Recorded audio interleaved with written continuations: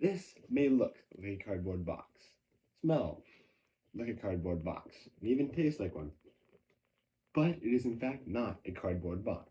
Why? Because that's too broad of a term. The proper name for it would be a corrugated box. Now, let's get into the rest of the history.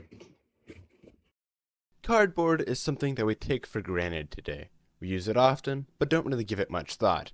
That's why I have decided to dedicate this next 3 to 5 minutes of your time to the little paper cubes. So cardboard is basically just a really durable type of paper, and by using this definition, one could argue that cardboard is just really advanced papyrus, which was used in ancient times for writing. And that's the entire video, folks. We're done here. Make sure to like and subscribe. See you next time.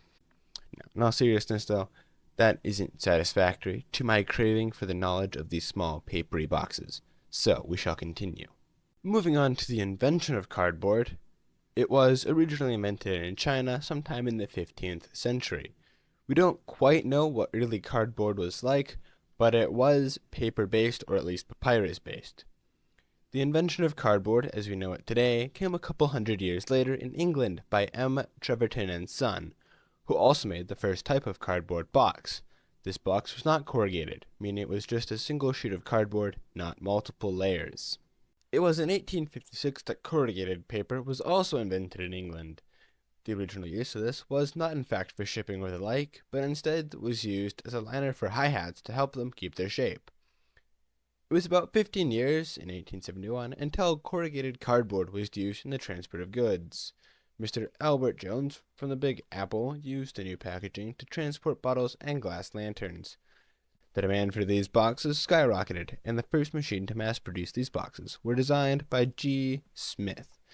But it wasn't until 1895 that these shipping cubes were made in the US. In 1890, Mr. Robert Gare, a Scottish-born paper bag manufacturer, made a mistake while making the bags and cut them in such a way that he realized he could use this to his advantage and make easier to produce prefabricated or cardboard boxes. It was in 1906 that the Kellogg brothers decided to use the mass-produced boxes to transport their cereal. Since then, cardboard boxes have served generally the same purpose of transporting food and objects around the world and haven't really changed much in appearance, manufacturing style, or use.